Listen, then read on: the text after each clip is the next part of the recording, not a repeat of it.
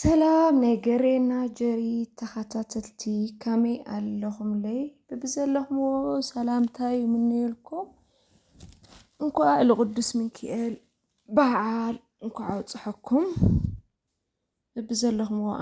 ኣመንቲ ክርስቲያን ንኹር በዓል ብድጋሚ እንኳዕ ኣውፅሐኩም ንሎማዓንቲ ቀሪፀልኩም እኒኹ ውዕለይ እዩ ናይ ሚካኤል ኣቦይ እና አጋጣሚ ኮይኑ ኣብ ዝሓለፈ ቪድዮ ናይ ቤተ ክርስቲያን ቪድዮ ኣብ ቤተ ክርስቲያን ዘራሕልኩም ድምፂ ማለት እዩ ብዙሓት ከም ዝናፈቅኩም ነጊርኩምኒ ድጋሚ ቀርፀልኩም ደልየ ነይረ ግን ምንም ገብረ ይኽእሊ ኮፒራይት ላበለኒ ዩቱብ ብደቂቕ ነገር እዩ ልቋፃፀረካ እና ብኸምኡ እየ ኸዚ ኣጥፊአዮ ኣሕዋተይ ምንም حلف أي كالي دمت غني سوالات وقوره كوبرايت نابلني بخامو مخنياتيو نانا لما عنتو علينا زيات تمثل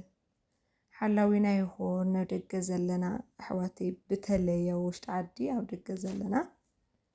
من كيلو بوي حلاوينا يخون أنا بعلو علتيني ربوزي قاطعمي من كيل معالتي لهون النقاري قاطع من نمو ግን ናብ ለኻወደ ነገር ወዲቐ ኣይፈልጢ ሻሉኡ ይብለኩም እና እዚ ይመስል ገዛይ ከዓ ናይ ትማል ሙሸት እዩ ከምዚ ገይረ ኣፃራርየ ሓዲራ ረዮ ምስ ኣፃራረኹ ኣውሕቡናይ ቀሪበ ስዋየ ጾሚቐ ኣይቦሰትኩልኩም እምበይ وزي قطع من قدم بلو أوز حلفة سوا دقا أرئينا جريز بالكنا نخاء حدا معالتي كري أكنية كامي كام سراح جن قليليو أي خبدي جن كري أكنية بمدب حدا معالتي خمس ينزي أتمثل جزايت ريت من كيلوبوي أو دجزل لنا أو وشتل لنا بمولي أنا أمنتي كريستيان حلوينا يخون أو حبنا إلى خمسة عجيرة قريبة أقدم خمتلو لكون بعل بيتي لا تمان مشتي موتو يهو زي مسل كاو لمس مينا أتينا مسانا سمويستي توادوس مسانا صابلناي ሚካኤል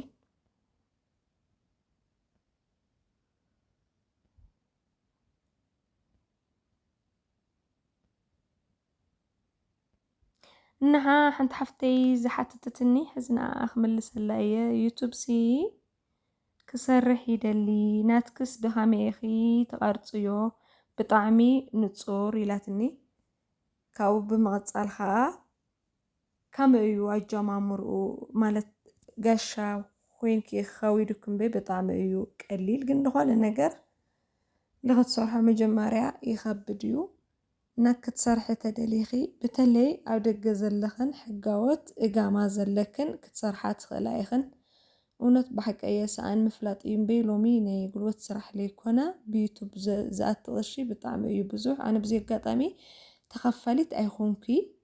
مسكونكو خاخ نقركنيا أنا لو تصحو لخت بتصحى اسكاب كزيجن بسنكي أدسنس تخفاليت أيخونكي جن عود الجللخن بتالي إجامة زلكن ويكا إجامة زلون كسر حال زي دليات خوينن نورمال إجامة زي بالكن كتسر حات دليخن كما الألكن نساتن بإجامة إن أنت خيلن بطعم قليل الجمام راخا بقى من جمرة يوتيوب تخافتي أبليستر بدحريو فيديوهات لكله كاو 400 ساعتنا شح سبسكرايب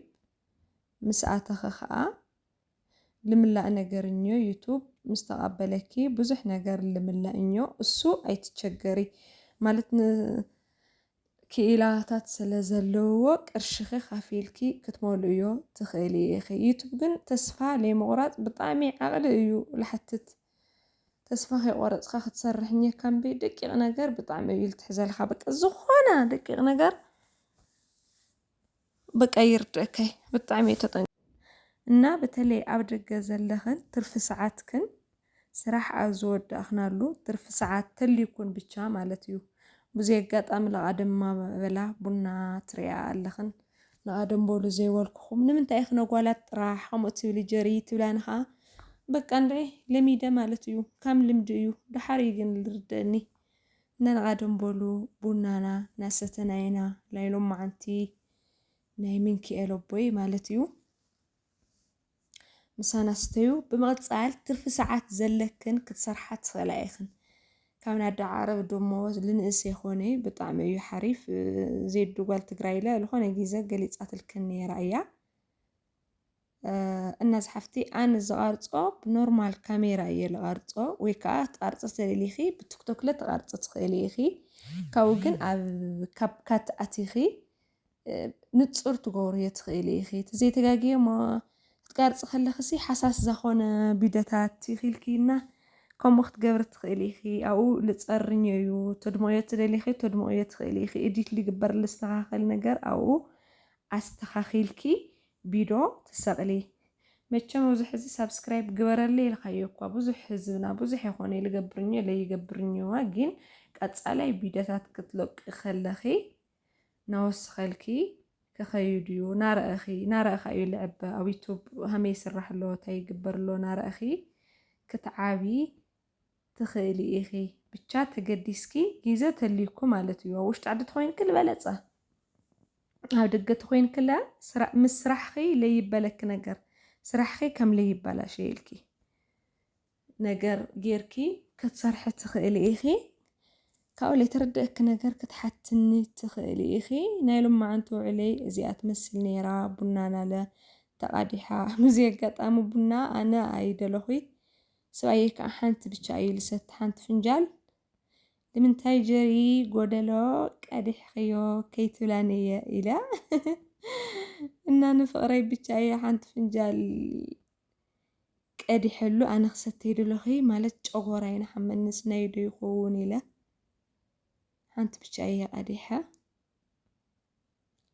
ናይ ሎማዓንቲ ውዕሎ እዚ ይመስል ኣት ነው ኮመንት ሕማቕ ነገር ትፅሕፋ በተለይ ሓንቲ ቆልዓኛስ መሽረፈት ዘይትገዝኢ ጠማማዕ ገሌል ክፅሒፍ ክለይ እሞ ዛንቤቴ ግዝእለይ መግዝእ ስለልሰኣንኩስ ክትገዝእለይ ደልየ ነይረ እንታይ ይመስለኪ ይብለኪ ኣእምሮኻ ከዓ ኣስተኻኽል ዝሓፍተይ ከምኡ ኢልካ ኣይፅሓፍ ይልሰን ኣነ እግዚኣብሄር ይመስገን ሚንኪኤል ኣይልገበረ ንኩሉ ይግበረሉ ኩሉ ስደተኛ ግን ክትፅሕፍ ተለኻ ለይጠቅም ነገር ለይረብሕ ነገር ለይምፅሓፍ ብዙይ ኣጋጣሚ ትዝ ኢልኒ ስለዝረኸብዎ እየ ሕዚ ትዝ ኢልኒ እምበይ ክምልሰልከ ይደለኹ ነይረ ኣብ ሓደ ፈለ ሕማቕ ነገር ተፅሒፍ ክለይ ነይርኪ ኣይመለስኩልኪ ከዚ ከዓ ደጊምክዮ እና ፈጣሪ ዋጋ መሽረፈት ይኾነ ዋጋ ካሊእ የስእንኒ ከምኡ ኣይበሃሊ ዩቱብ ክሰርሓ ልመፃ ኣሕዋትና ብኮመንት ኣይትህድምአን ብዙሕኛ ኮመንት ለይቕበል ኣነ ፀገም የብለይ ይቅር እዚ ለይረብሕ ዘረባ ካሊእ ክፀዋር ይኽእል እያ ግን ብዙሓት ኣሕዋተይ ክሰርሓ ደልየን ከምዚ ከይብለኒ ከምዚ ከይትብለኒ ከምዚ ክብላ ልብላሉ ሽቁረራኝዋ ለኣተን በቃ ርኢኻ ከም ለይረእኻ ዝሓለፍካ እዩ እምበይ ጎደለና ሰብ ናተናገርካ ኣይኮነ እሞ ሕልናኺ ኣስተኻኽልዮ ክብለኪ ይደሊ ማለት ቃምቲ ኮይኑ ልሰብ ድሕሪት ኣነ እግዚኣብሔር መስገን ድሕሪት ልምለሰልክ ሰብ ይኹንኩ ግን ብዙሓት ኣሕዋተይ ግን ከምዚ ከይብለኒ ኣብ ሕብረተሰብና ባና በተለይ ከይብለኒ ለስለ ዘሎ ከይብለኒ ልድሕሪት ክምለሳ ስለልኽእላ እና ልደቂ ኣንስትዮ ትብዓት ልህብ ሞራል ልህብ ትፅሕፊ ክብለክ ደልየ እየ ምክንያቱ ኣብ ዝሓለፈለ ሕማቕ ዘረባ ስለዝፀሓፍ ክለይ ሓቂ ኸ ቀጢን ኪደ ታይዶ ገለ ክርድእ ክኾነ መቸም ዝፀሓፍኩዮ እና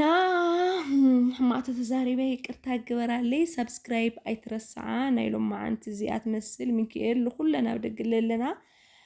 ይኹን ኣብ ውሽጢ ዘለና ሓላዊና ይኹን ይብለክን ባይ ባይ ባይ ፅቡቕ ንኣኽሙ ይኹን ላይክ ግበርለይ ብድጋሜ ሰብስክራይብ ግበርለይ ቀሪባያ 6000